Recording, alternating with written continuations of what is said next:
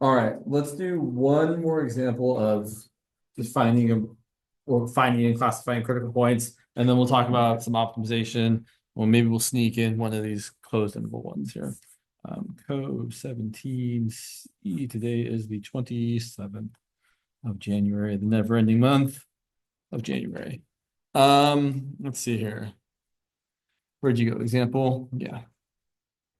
So let's say we've got the following. We want to find and classify the critical points of the function. What do we got here? F of x comma y is equal to 2x to the fourth minus 4xy plus y squared. Come on in. Blanca. Yeah. And starts with an M. Also same last name, your cousins, right? Yeah, it must be Meredy. Am I saying it right? Meredy? Okay, cool. So find and classify. So to find the critical points, we got to take the partial derivative, set them equal to 0. All right, so partial derivatives.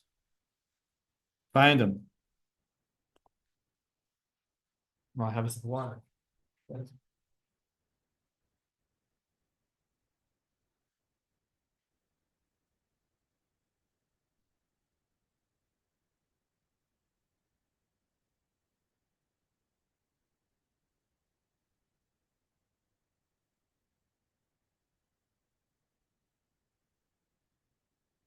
Okay, there's our partial derivatives. 8x cubed minus 4y is the one with respect to x, and negative 4x plus 2y is the one with respect to y. Um, so usually the way I recommend dealing with this is trying to kind of deal with the equation that looks like it's easier. And it's not always super clear. To me, the one with less things that have higher powers. So to me, the second equation looks like the easier one to deal with. I can relatively easily isolate either x or y. I would probably isolate y and say 2y is equal to 4x or y is equal to 2x. And then I'm going to substitute that back in to the other equation. So then my other equation, I have 8x cubed minus 4 times 2x equal to 0, which is 8x cubed minus 8x equal to 0. Do be careful here. Let me move back first out of the way. I just want to point out, you could bring the 8x to the other side and divide by 8 and solve it that way. It's a little dicey that way because if you do that, you might miss out on something important. Just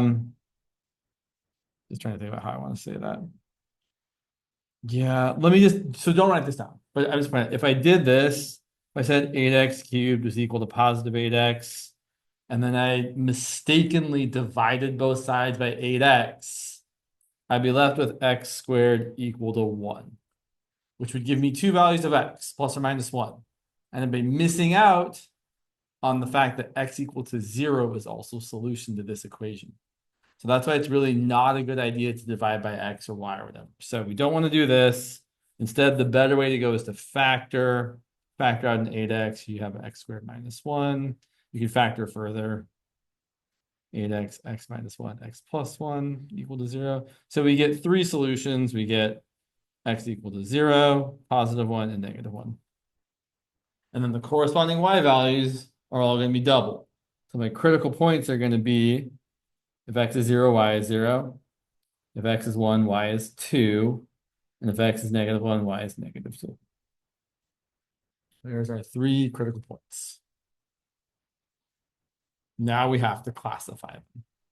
So we have to find capital D.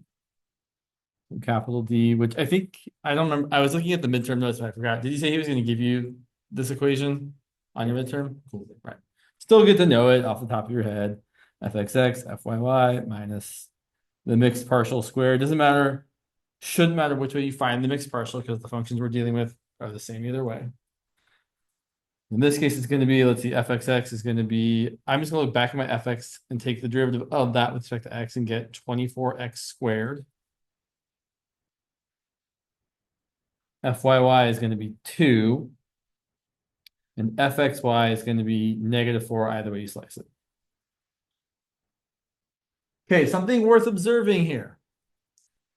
If we plug in our critical point and get a positive result, that means we either have a max or a min, but we know here that since fyy is always positive, it's going to have to be a minimum because fyy is positive, meaning the second derivative in the y direction is giving us a concave up no matter what. So if we get this d thing being positive, and the next step is max or min, we know it's going to be a min because you can't have fyy being negative ever. Cool. Also, I point out 24x squared, as long as x isn't equal to 0, is also always positive. So fxx is also always positive unless you're plugging in 0 for x. So also telling us it's going to be concave up if it's a max or a min. Yeah, not something you really need to look at ahead of time, but just nice to observe. So let's look at what happens with each of our 3 critical points. So I plug in 0, 0. D of 0, 0 is going to be 0 times 2 minus 16. -16, which is less than 0, meaning we have a saddle point. So saddle point at 0, 0. I don't know if I left myself enough room here. Oh, well, we'll figure it out. Then plugging in the next one, 1, 2, we're going to get 24 times 2 minus 16, which is positive, meaning we have a maximum or a minimum, but we can see that both fxx and fyy are positive, so we're concave up, so we have a minimum.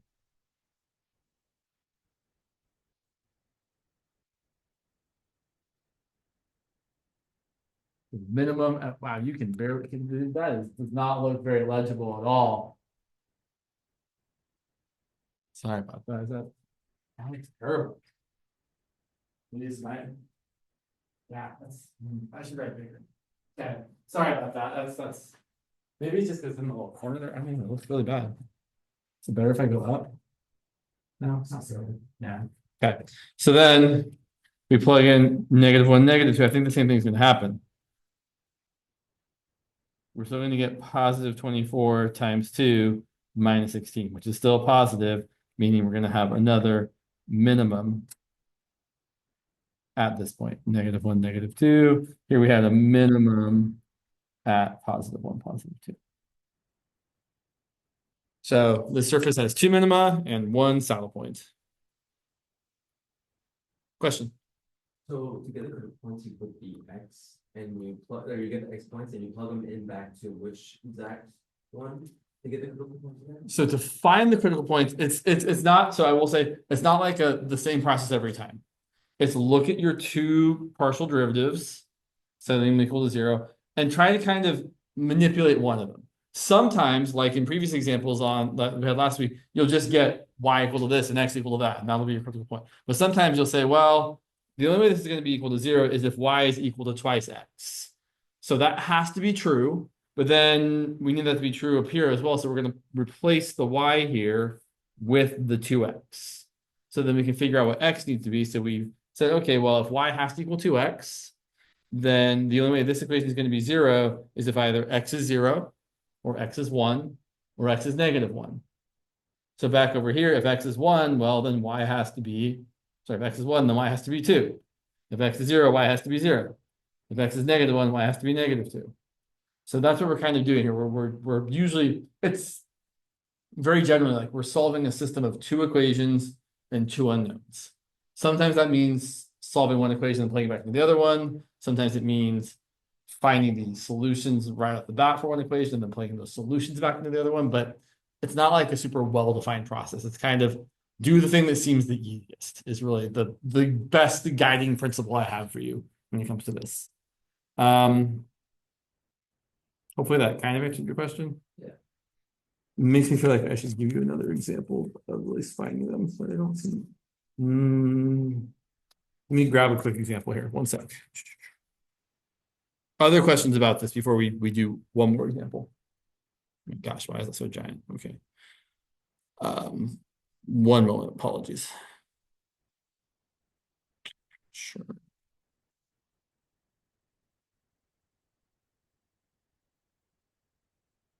Let's Let's see what I've got here. I have a good one. Ah, sure, we'll try that one. That looks. Yeah. That is a good question. So it stands for the determinant of the 2 by 2 matrix of partial derivatives. So in fact, this is worth, so not that you need to know this, but it is worth mentioning because very soon we're going to be taking some determinants of regular 2 by 2 matrices. So I'll point out the D thing here is the and you really don't need to write this down, but you can if you want to. It's the determinant of the matrix of second partial derivative. So it's fxx, fxy, fyx, fyy. And you'll soon learn, like right now, that the determinant of a 2 by 2 matrix is relatively easy to calculate. So generally, we're going to say that for any matrix that's 2 by 2, we usually write it as A, B, C, D. The determinant of this 2 by 2 matrix, the way I'm usually going to say it is it's the product of the diagonal elements, which are A and D. Those are on the main diagonal of this 2 by 2 square matrix, minus the product of the off diagonals, B times C. That is how you calculate the determinant of a 2 by 2 matrix. For a 3 by 3 matrix, it's a little more complicated. And for bigger than that, it's a lot more complicated. So it does get more complicated, but it's always something that can be calculated. So in this case, the determinant of that matrix is exactly fxx times fyy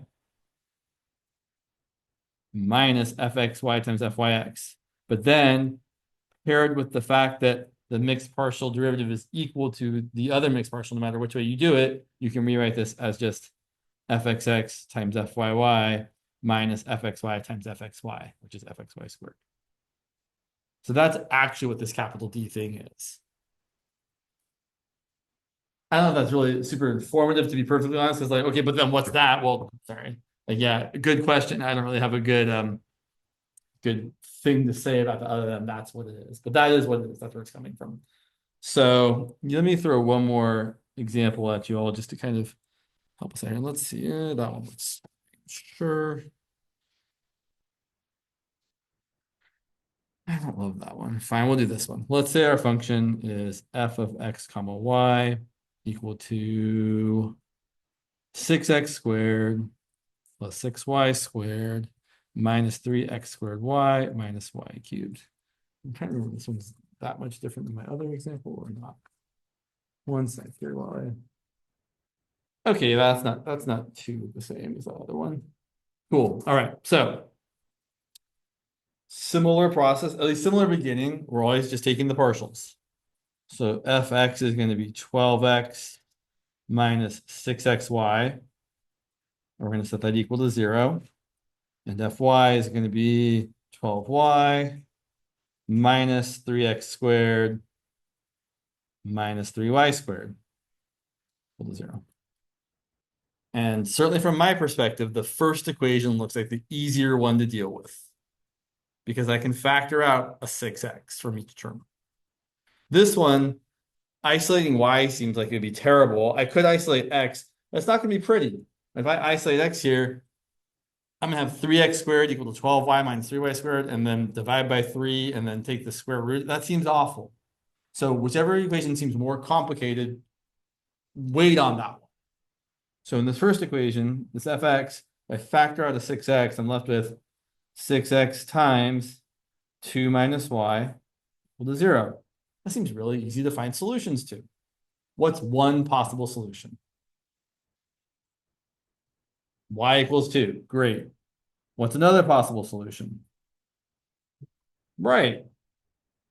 I will again remind you all that these two values combined together don't typically give us a critical point. X being 0, y being 2, yes, are both solutions to this equaling 0. But if you plug in 0 for x and 2 for y over here, it's not going to equal 0. You're going to get 24 minus 0 minus 12, which is equal to 12.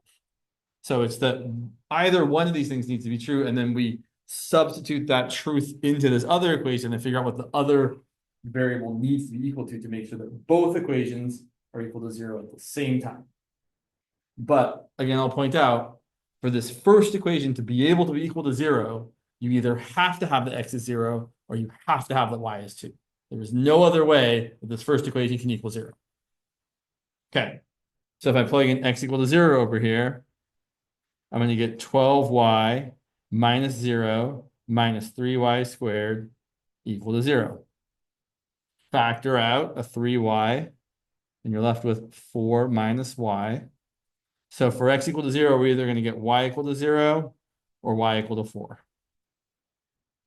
So we have two critical points here. We have the critical point where x is 0 and y is 0, and the critical point where x is 0 and y is 4. And then we're also going to take this equation and plug in y equal to 2. When we do that, we're going to have 24 minus 3x squared minus 3 times 4 is 12 equal to 0. Did you get the four last one? So from this equation here, I factored out a 3y from each part. So 12y divided by 3y is 4, and 3y squared divided by 3y is y. Here, I'd probably bring the 3x squared over to the other side and say I have 12 equal to 3x squared, or 4 equal to x squared. So I'm going to get x equal to plus or minus 2. So my two critical points here are x is 2 and y is 2, or x is negative 2 and y is 2. Point of interest.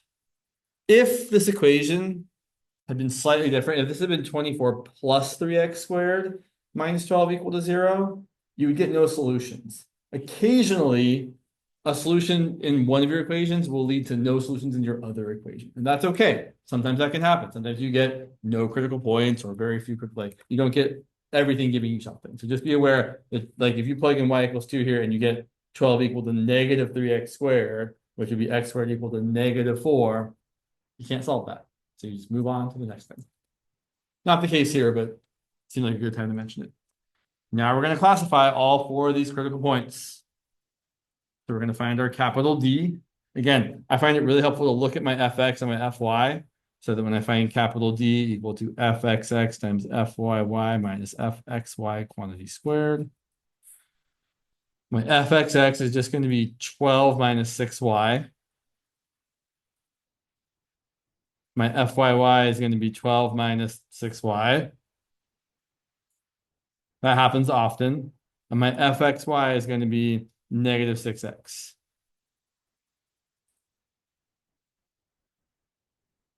And again, I will say it again, I don't think there's much value, if any, to be gotten by simplifying this expression. You are best off leaving it as is. You could maybe make an argument for simplifying this last part here, writing that as just minus 36x squared, but I don't really think we need to do that. So let's now plug in each of our critical points. So for 0, 0, we're going to get, let's see, 12 minus 0 times 12 minus 0 minus 0 squared, which is positive.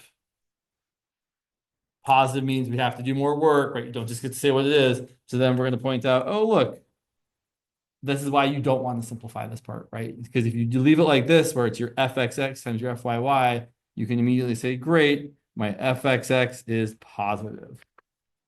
So we have the fxx is positive, which means we are concave up, which means we have a minimum at 0, 0.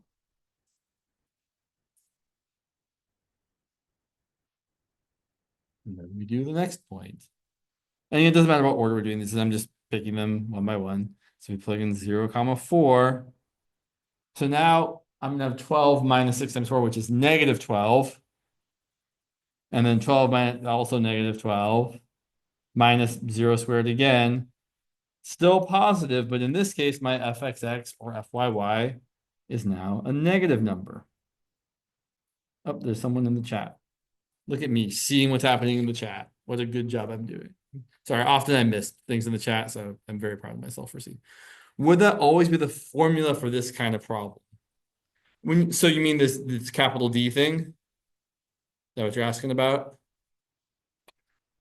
Yes, exactly, yes. So after you find your critical points, which again, we found on the previous page, our critical points were 0, 0, 0, 4, 2, 2, and negative 2, 2. Then you calculate this capital D thing, which he will apparently give you the formula for on your midterm. And then you plug each critical point into that. So for this next one here, we're plugging, right? We plugged in 4 for y and got 12 minus 24 times 12 minus 24, which is negative 12 times negative 12, and then 0 for x, which gave us a minus 0 squared. So that whole quantity is positive. It's actually 144, not that we really care. And then we know that since our second derivative is negative, that means we're concave down. I might even just draw a picture like that, to be perfectly honest. And then we're like, oh yeah, that means we have a maximum. If I was going to ask a question like this on a exam, I would probably ask one that had at least 2 different types of critical points. Probably at least one saddle and at least one max or min. I'd probably try to do something that had one of everything, to be perfectly frank. Let's look at the next 2 things. We had 2, 2, was it, I think? Where'd you go? Was it 2, 2? Yes, it was. 2, 2. So playing in 2 for y, I get 12 minus 12 times 12 minus 12. So I get 0. If you're getting 0 there, it means it probably can't be a max or a min. If it was a max or min, you'd have to be able to look at the sign of either fxx or fyy. It's not impossible, but it's weird. And then plugging in 2 for x, we get negative 12 squared. But negative 12 squared is a positive number, so minus a positive number is going to be negative. Which means we have a saddle at 2, 2. And we're probably going to get the same result for the other one. So we plug in negative 2, 2, right? It was negative 2 for x.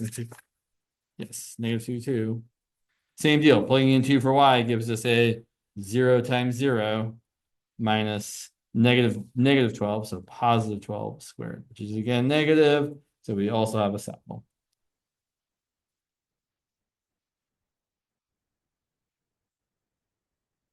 Cool. All right. I guess we'll do the thing that matters first before we do the other thing, if we have time. Yeah, probably. We'll look at some optimization questions. So most of these optimization questions, and you guys will have to tell me if he talks about Lagrange multipliers, because sometimes people will do, sometimes people will skip it. If we do talk about it, we will definitely talk about it. But if you don't cover it in class, I shouldn't waste your time here. Not that it's a waste of time, just our time could be better spent. So let's look at some optimization problems, which are just another way of saying word problems. And do I want to do this one first? Not really. I want to do my favorite one first. But I don't see it on here. Fine, we'll do my favorite one. Okay, so here is a standard optimization problem that most people ask at one point or another. It has to do with the mailing a box. So we want to mail a box through the US Postal Service. And the requirements are, if I remember correctly, that so we want to mail the largest possible box, largest by volume. So we're going to fill it with something that we need to put as much of it as we need, as we want to, as we can, such that the length of the box plus the girth of the box is less than or equal to 108 inches. And this is actually a thing they do when you're mailing stuff. Like the dimensions are measured in this way, where it's how long the box is plus like the measurement around has to be less than or equal to some value. And I think this is actually a fairly standard value. Let's draw a picture. So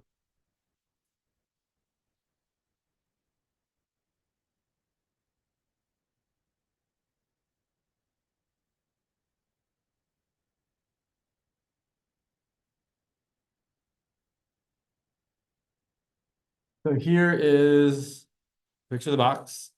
And we usually think of the length as the longest looking side, and the girth is measured around the part that's not including the length. So it wouldn't be smart to measure the girth this way.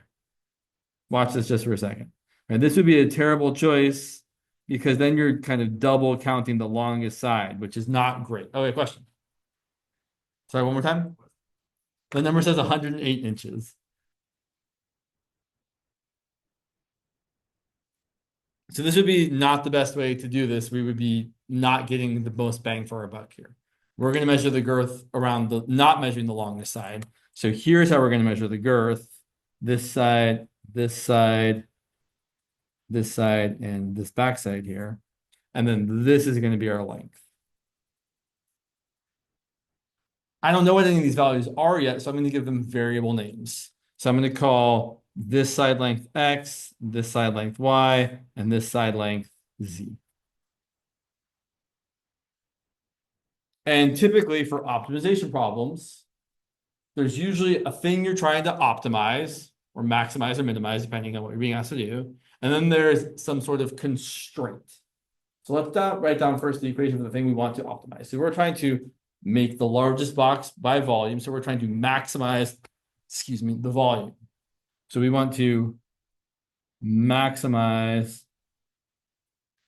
the volume. Great, that's not too terrible. The volume of a box is just X times Y times Z. So we're trying to maximize X times Y times Z. Okay. And then we have a constraint. Our constraint is that the length Z plus the girth, which is X plus Y plus another X plus another Y, right? Because it's all the way around. So 2X plus 2Y. We want that to be less than or equal to 108, but since we're trying to maximize the volume the box holds, we're not going to make it using less inches of length and girth than we can. We're going to use as much as we can. So we're going to say we want the length plus the girth to be equal to 108 inches. And as you might remember from 17A, when we do this kind of thing, before we'd have like a function of two variables and we'd isolate one and plug in the other thing. And then the thing you were trying to optimize would be a function of one variable. You take the derivative, set it equal to 0, find the critical value, then test to see if it's max or min. Same kind of idea here. We don't know how to maximize a function of 1, 2, 3 variables, but we certainly have spent a couple of days maximizing functions of 2 variables. So what we're going to do is we're going to take our constraint. We're going to isolate one of these variables, probably Z, although it doesn't have to be, but it could be. It's going to be. If I isolate Z, Z is 108 minus 2X minus 2Y. And then I can plug that in to the thing I'm trying to maximize so that it becomes a function of 2 variables. So we're now trying to maximize V as a function of X and Y equal to X times Y times 108 minus 2X minus 2Y. I do not want to use the product rule to take the derivative here, so let's multiply it out. That's going to be equal to 108xy minus 2x squared y, minus 2xy squared. Sorry, I thought I had a little more room there.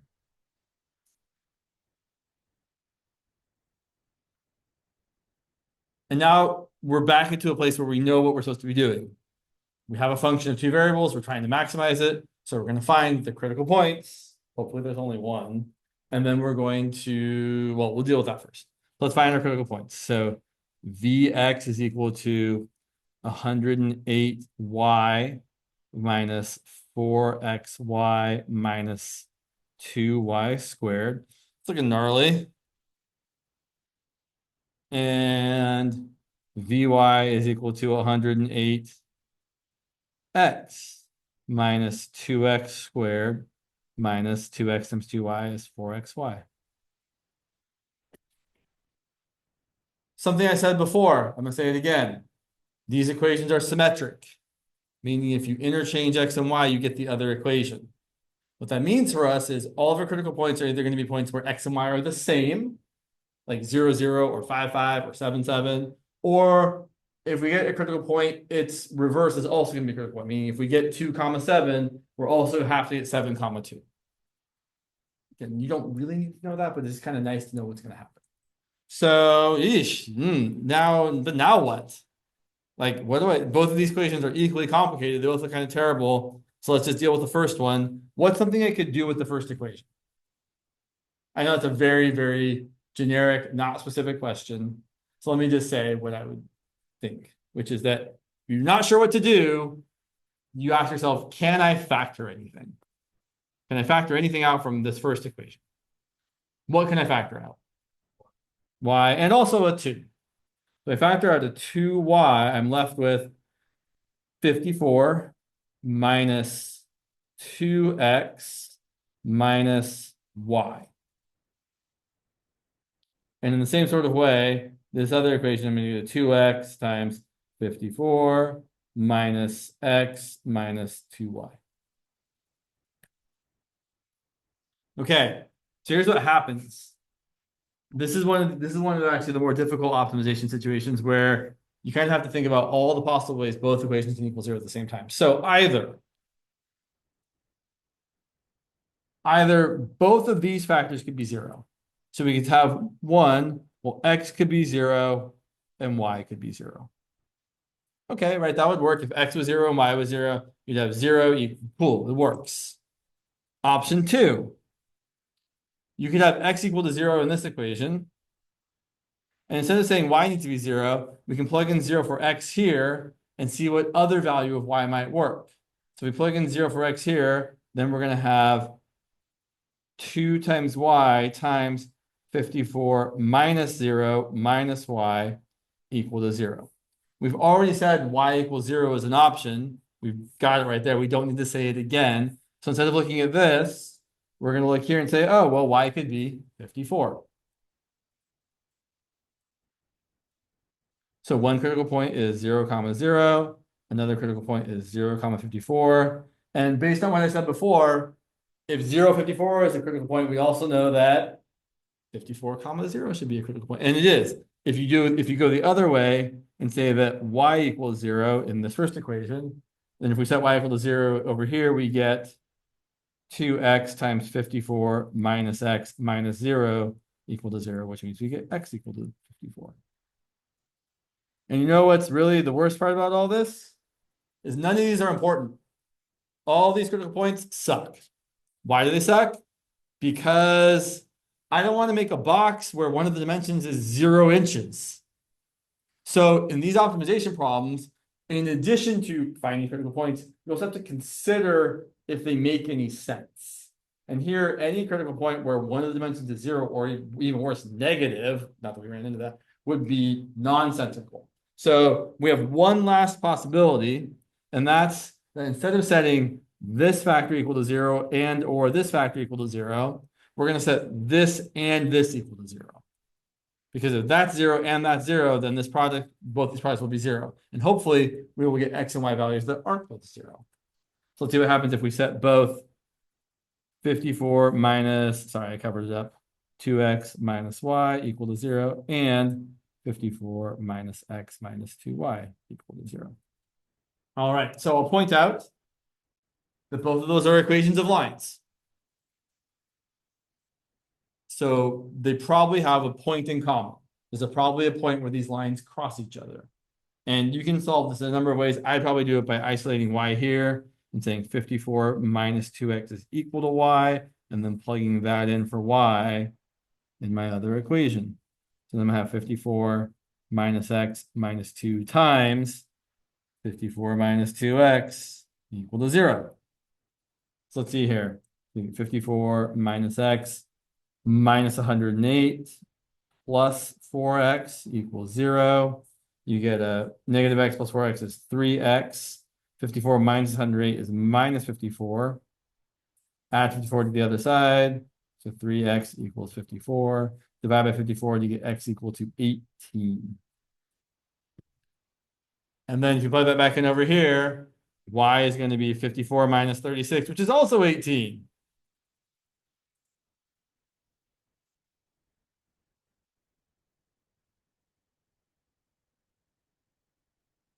And usually you don't have to check these are actually maxima or minima because they kind of just are. But we should still, I'm going to check anyway. So if we find capital D, I just got to look back at my partial derivatives here. Looking back here for one moment, my partial with respect to x is that. So my D is going to be Vxx, Vyy minus Vxy squared. That's going to be, let's see, Vxx is going to be negative 4y. Vyy is going to be negative 4x. And VXY is going to be gross. It's going to be 108 minus 4x minus 4y.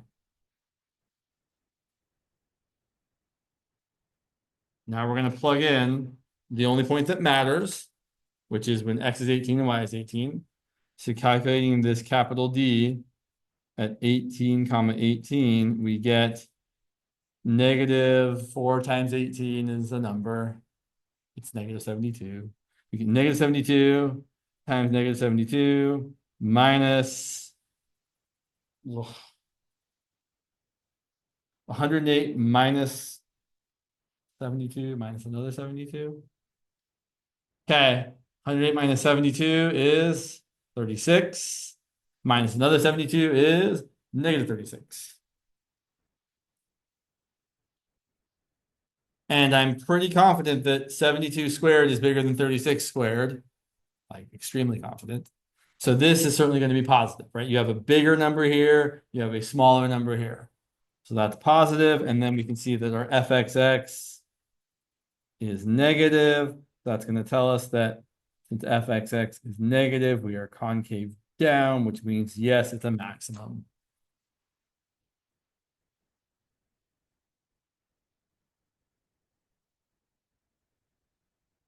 Now we haven't quite finished the problem. Because, well, in fact, how did it, let's go back and see how did I even write this one? Yeah, I did not write this question very well. I said we wanted to mail the largest box by volume such that the length and girth is less than 108 inches, but I didn't say like telling me the volume of the box or telling me the dimensions of the box. I should have been more specific.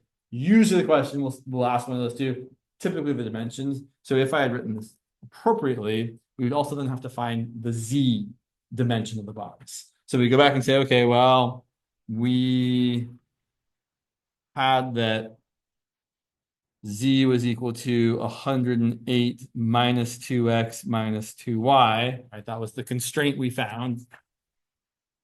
Yes, it was. So then if x equals 18 and y equals 18, we're going to get z equal to 108 minus 36 minus another 36, which is going to equal 36. So the dimensions that maximize volume while still maintaining while the length plus girth is less than or equal to 108 inches are a box that's 18 inches by 18 inches by 36 inches. Cool. So for optimization problems, a lot of it's in the setup, right? A lot of it's reading words and then interpreting that as something we want to maximize or minimize, and then some other constraint that helps us get down to only having two variables to deal with, and then going through the process of finding the critical points of this function of two variables, and then usually you don't have to, but I think it's a good idea to test to see if you get a maximum. So let's look at another example. Unless there's questions before we jump straight to another example, are there questions about this first example? Okay. Let's look at another example. Excuse me. Yes. Oh, sorry. Let me turn the volume just a little bit here. I have a question. Yeah, go Why ahead. is 18 the only point that matters? Sorry, could you say that one more time? Why is like x equals 18 and y equals 18 the only point that we tested on? Well, because the other 2 points would have given us a volume that was 0, right? Because actually, say the other 3 points were, go back and look for a second. The other 3 critical points were 0, 0, 0, comma 54, 54, comma 0. And if your box, has dimensions that are x, y, and z, well, if x is 0 or y is 0, you're going to get a volume of 0, which won't be a maximum volume. Okay, thank you. Well, if I was doing just one sec, if I was just given this function, like if someone just said, hey, here's your function, 108xy minus 2x squared y minus 2xy squared, and they said find the critical points and classify them, then we would look at all four of these critical points. But since the question was to find the dimensions that maximize the volume of the box, we know we don't need to test points that are going to give us a volume of 0. Question? If there were another point in this scenario. Uh-huh. Yes, but I will tell you, typically you only end up getting one sensible critical point for problems like this.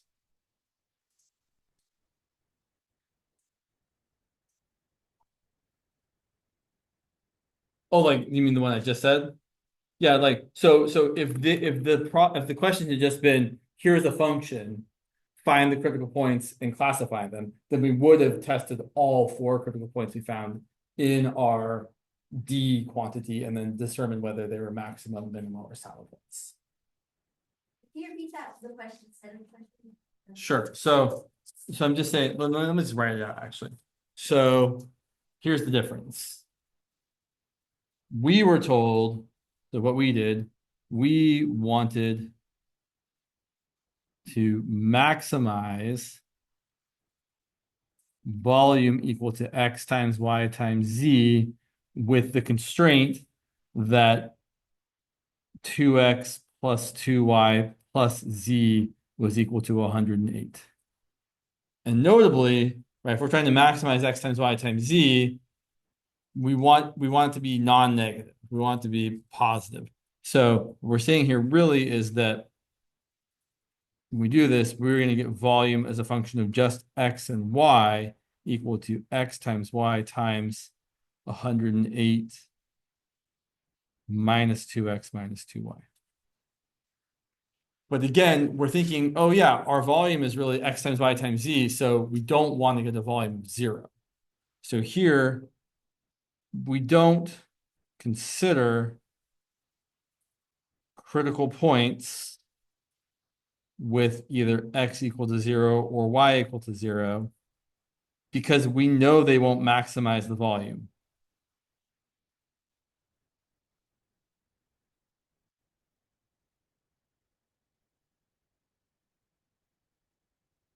On the other hand, if the question had been, if we had said, find and classify the critical points of the function f of x, y equal to x times y times 108 minus 2x minus 2y. Now we're just thinking of this as like a surface. And we don't really care if it's a maximum or a saddle. We're just going to find the points and classify them because there's no larger context surrounding the problem. Okay, I think we have time to do one more. Where'd you go? There we are. So, yes. So, I don't know. Here, I think so before. So find the volume of the largest box in the first octant, which means x, y, and z are positive, with three faces. There's a lot of words here. With three faces in the coordinate planes. Don't worry, I'll draw a picture to make it more clear. Planes. And one vertex in the plane, on the plane, whatever. In the plane, x plus 2y plus 3z equals 6. And before we get any further, let me draw a picture for you all so you can see what's happening here. So here's my first octant of the XYZ typical setup. And then to draw this plane, I'm just going to find my intercepts. So if I set y and z equal to 0, I get x equal to 6. If I set x and z equal to 0, I get y equal to 3. If I set x and y equal to 0, I get z equal to 2. Cool? Cool. Okay. So then I'm going to try and graph this relatively easily. Sure, y is a little bit larger. My x value is probably not quite big enough. Doesn't really matter. Just a picture, not meant to be perfect. And the idea then is that the vertex, one of the vertex of the box that's kind of like diagonally opposite from the origin, which is another vertex of the box, is going to be on the plane somewhere. So let's say it's like maybe, I'm going to do it this way, like there. We'll do this. I'll draw it like this. This way. This way.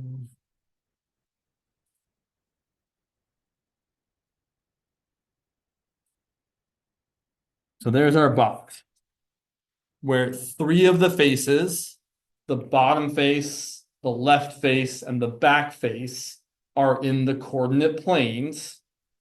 And then the vertex there is in the plane that we just drew as a triangle. Seem reasonable? Okay. So we're trying to maximize the volume. So kind of like before, the volume is x times y times z, right? I don't know this x coordinate here. I don't know this y coordinate here. And I don't know this z coordinate here. But whatever they are, the volume of the box is the length times the width times the height. So my volume is, once again, x times y times z. And once again, I have a constraint, right? That point is on this plane. So I can isolate one of those variables and then plug it into the function to have function two variables. Now, most people would probably like to isolate z, because it feels the most natural to have a function of x and y. But I'll point out, it's probably a little bit mathematically easier if we isolated x up here. So let's do that instead. We should be able to do that. So we're going to say that x is equal to 6 minus 2y minus 3z, and we're going to plug that in for x. So we're going to have a function of y and z instead of y and x. Okay, we can live with that, which is going to be 6 minus 2y minus 3z multiplied by yz. And just like before, you definitely want to multiply this out. So my volume is going to be 6yz minus 2y squared z minus 3yz squared. Let's find our partial derivatives. So Vy is going to be 6z minus 4yz minus 3z squared. And Vz is going to be 6y minus 2y squared minus 6yz. And just like the previous example, we can factor something out from each of these. From this first one here, we can factor out a z, and we get z times 6 minus 4y minus 3z equal to 0. From the second one, we can factor out a y and get y times 6 minus 2y minus 6z equal to 0. We're short on time, and also because we already times out before, we know we don't want to consider where y or z is equal to 0, right? That's not going to give us any volume. So we know that the only way that both these equations can be equal to 0 without either y or z being equal to 0 is by setting this factor and this factor equal to 0. That's what we're going to do. So we're going to set 6 minus 4y minus 3z equal to 0, and 6 minus 2y minus 6z equal to 0. Take your pick on what you want to solve for. I probably solve both of them for y. So I'm going to have 6 minus 3z equals 4y, and 6 minus 6z equals 2y. And I'm going to do something different than I did before. I'm just going to multiply this, but I should have been smarter. Sorry. Let me be smarter. Let's just multiply this whole equation by -2. So we can say that we have 6 minus 4y minus 3z equal to 0 here. And if we multiply this by -2, we have -12 plus 4y plus 12z equal to 0. You add them together, you get -6 plus no y plus 9z equal to 0. And then solving for z, we get 9z equal to 6. We get z equal to 6 over 9, which is 2/3. You then can plug this into any equation you want. Let's plug it in up here and say we have 6 minus 2y minus 6 times 2/3 equals 0. So 6 plus 6 times 2/3 is, sorry, minus 6 times 2/3. Yeah, minus 6 times 2/3 is minus 4 equals positive 2y. So y is equal to 1. I'm not going to take the time to check because we're out of time, but we'll go back and solve for x. Our x was equal to 6 minus 2y minus 3z. Plugging in our values, we get 6 minus 2 times 1 minus 3 times 2/3, which ends up being 6 minus 2 minus 2, which is 2. So the maximum volume, which is equal to x times y times z, is going to be 2 times 1 times 2/3, which is 4/3. That is the volume of the largest box that can be inscribed under this plane that's still in the first octave. Yes, I know we didn't check, but we could check and it would be a maximum. All right, 201, I should stop talking.